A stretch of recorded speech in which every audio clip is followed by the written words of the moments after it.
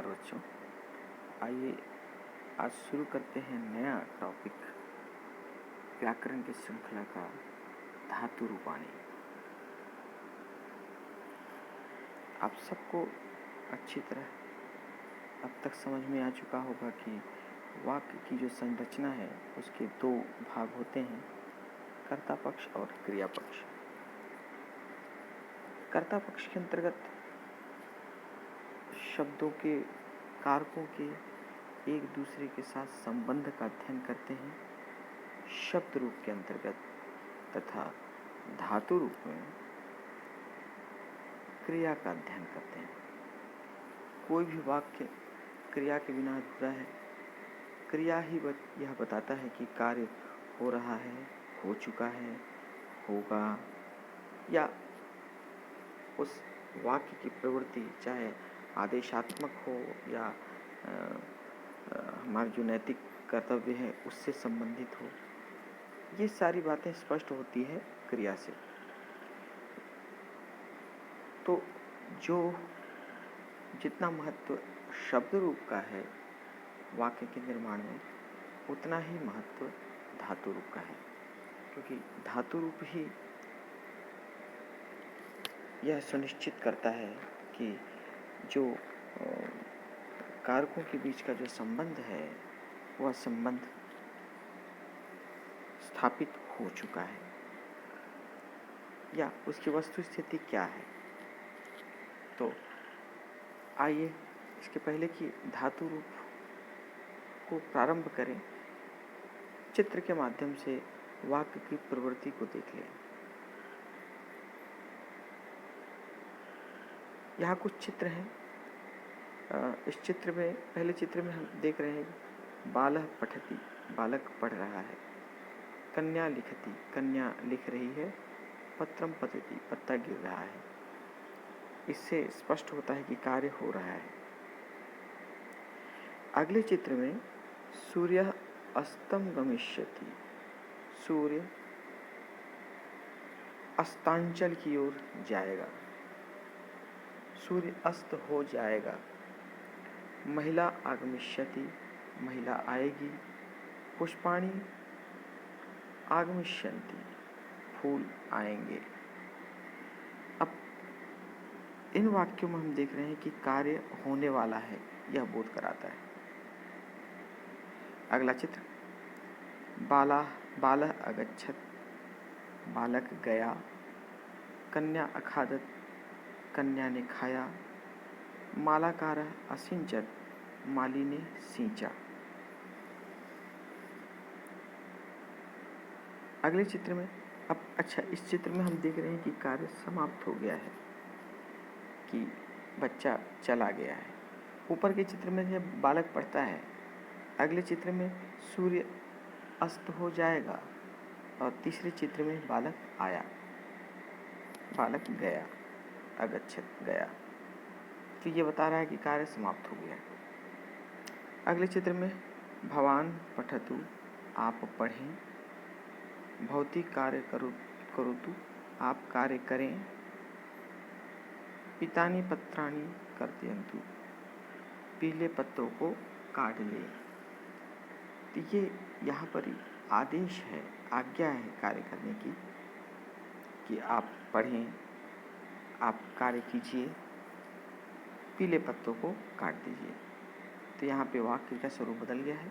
यहाँ वाक्य का स्वरूप आज्ञार्थक है। यहाँ पे कार्य करने का आदेश दिया जा रहा है। अगले चित्र में देखें। अगले चित्र में भवन्तः अधुना पठेयुः, अब आप सबको पढ़ना चाहिए। भवत्यः अपि खेलेयुः, आप सबको भी खेलना चाहिए। अधुना वर्षा भवेत्, आज वर्षा होगी, इसकी संभावना है।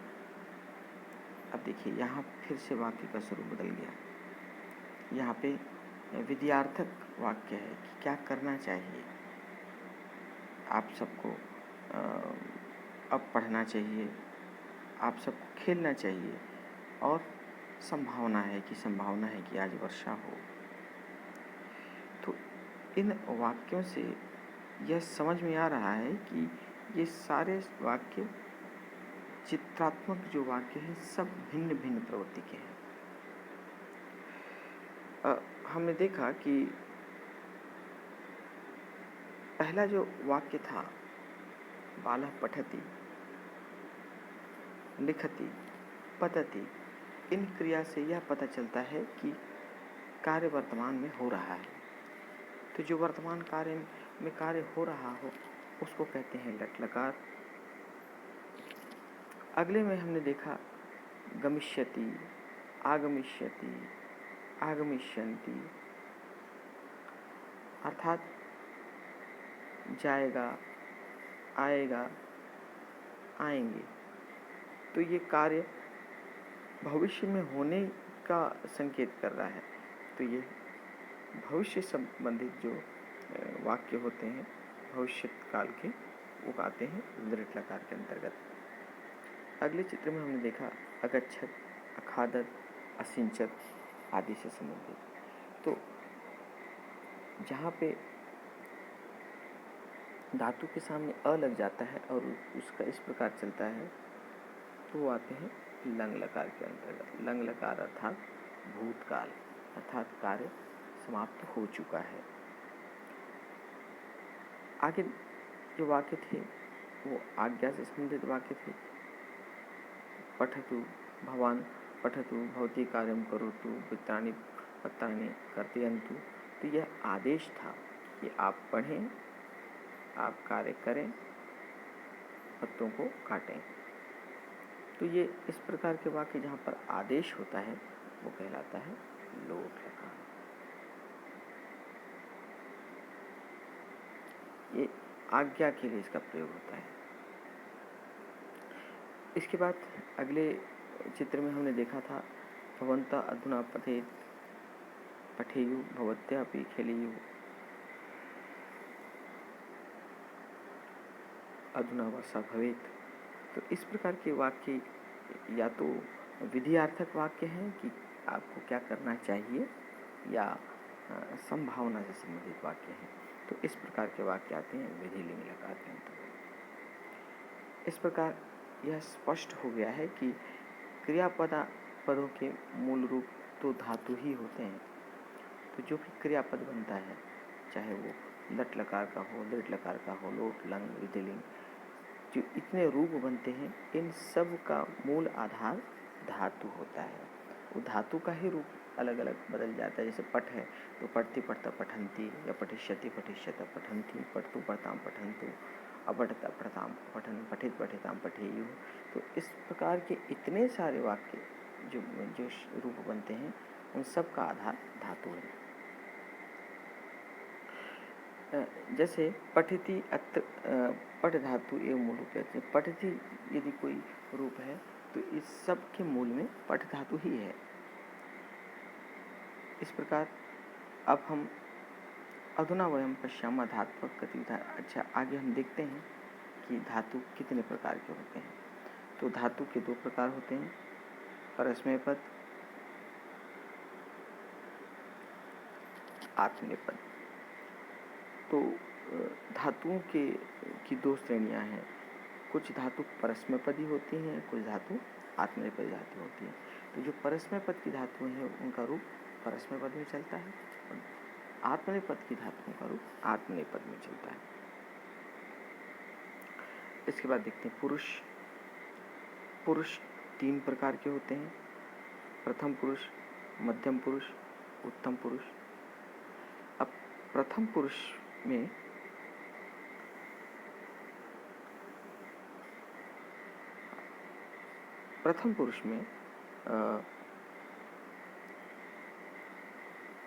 सर्वनाम के रूप इस चार्ट में दिया हुआ देख सकते हैं आप।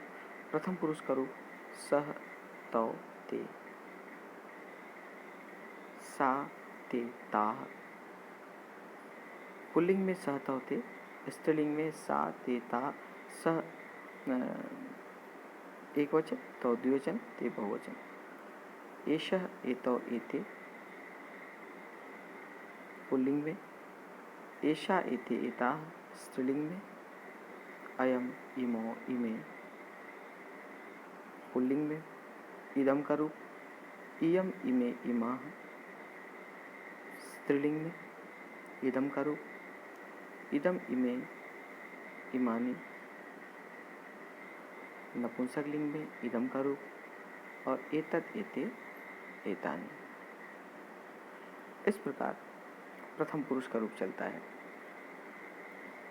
अब मध्यम पुरुष में इसका रूप हो जाता है त्वम, युवाम, यूयम। तुम दोनों, तुम सब। यहाँ एक बात समझ में आती है कि प्रथम पुरुष में तीनों लिंगों के लिए रूप अलग चलता है। पुल्लिंग का अलग, स्त्रीलिंग का अलग, नपुंसकलिंग का अलग। लेकिन मध्यम पुरुष और उत्तम पुरुष में सारे रूप एक समान चलते हैं, चाहे वो किसी भी लिंग के हों। यही कारण है कि त्वम, युवाम, यूयम का प्रयोग जहाँ मध्यम पुरुष के लिए होता है, उसी प्रकार अहम, आवाम, वयम का प्रयोग उत्तम पुरुष के लिए होता है। तो त्वम, युवाम, यूयम चाहे पुल्लिंग हो चाहे स्त्रीलिंग हो, दोनों में एक समान चलता है। जैसे बालक है तो उसको कहेंगे त्वम बालिका असि, और यदि बालिका है तो त्वम बालिका असि। इसमें कोई परिवर्तन नहीं है लिंग के बदलने से। लिंग बदलता है तो भी मध्यम पुरुष का रूप नहीं बदलता। उसी प्रकार उत्तम पुरुष में भी रूप नहीं बदलता। अहम बालिका अस्मि, और लड़की कहेगी कि अहम बालिका अस्मि, अर्थात पुल्लिंग भी अहम का प्रयोग करेगा और स्त्रीलिंग भी अहम का प्रयोग करेगी उत्तम पुरुष के लिए। और यही जब प्रथम पुरुष में होता है तो प्रथम पुरुष में बदल जाता है। सह का होगा तो सह बालिका अस्ति, और स्त्रीलिंग में सा बालिका अस्ति। पुल्लिंग में सह बालिका अस्ति, स्त्रीलिंग में सा बालिका अस्ति। इस प्रकार नपुंसकलिंग में एतत् फलम अस्ति। तो लिंग बदलने से प्रथम पुरुष का रूप भी बदल जाता है, जो कि इस चार्ट में हमने देखा अभी। तो ये था पुरुष। इसके बाद आते हैं वचन। संस्कृत में वचन 3 प्रकार के होते हैं: एक वचन, द्विवचन और बहुवचन। आप अन्य भाषाओं में हम देखते हैं कि अन्य भाषाओं में वचन 2 ही होते हैं, एक वचन और बहुवचन, चाहे हिंदी हो चाहे इंग्लिश हो। परंतु संस्कृत में वचन 3 है: एक वचन, द्विवचन और बहुवचन।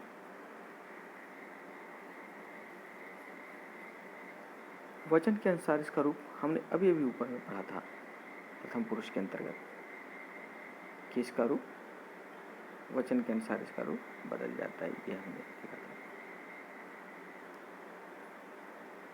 अब यहाँ पे यही फिर से दिखाया है कि एक वचन में स है तो द्विवचन में तौ हो जाएगा, और बहुवचन में ते। पुल्लिंग में सह तौ ते।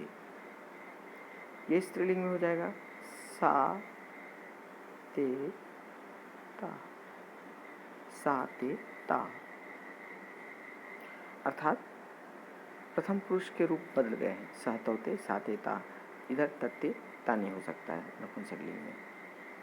और मध्यम पुरुष में त्वम, युवाम, युयम। उत्तम पुरुष में अहम, आवाम, वयम।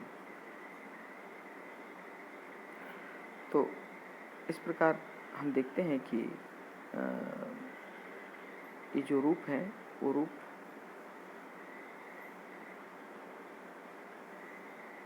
बदल जाते हैं वचन में। वचन के बदलने से संस्कृत में क्रिया में लिंग के बदलने से परिवर्तन नहीं होता है। यदि लिंग बदल जाए तो लिंग के बदलने से क्रिया में कोई परिवर्तन नहीं आता। जैसे अहम पठामी, यदि अहम पठामी है तो बालिका भी कहेगी कि अहम पठामी। यह हमने अभी बात किया था। यदि बालक कहेगा कि अहम पठामी तो बालिका भी कहेगी अहम पठामी। यदि मैं कहूँ कि त्वम बालिका असि तो बालिका भी कहेगी कि, या बालिका को भी कहूँगा कि त्वम बालिका असि। अर्थात उत्तम पुरुष और मध्यम पुरुष में लिंग बदलने से क्रिया में कोई परिवर्तन नहीं होगा। इस प्रकार हमने धातु के विषय में प्रारंभिक जानकारी प्राप्त की कि धातु होता क्या है, धातु के कितने प्रकार हैं, लिंग पुरुष तथा वचन के अनुसार उसके कितने प्रकार हैं और किस प्रकार लिंग के बदलने से धातु में परिवर्तन नहीं होता है। आगे हम इन धातुओं का रूप पढ़ेंगे। लट लकार, लृट लकार, लोट लकार, लंग लकार, विधिलिंग के अंतर्गत परस्मै पद के रूप और आत्मीय पद के रूप। तो देखते हैं, मिलते हैं अगले वीडियो में धातु रूप के साथ। नमस्कार।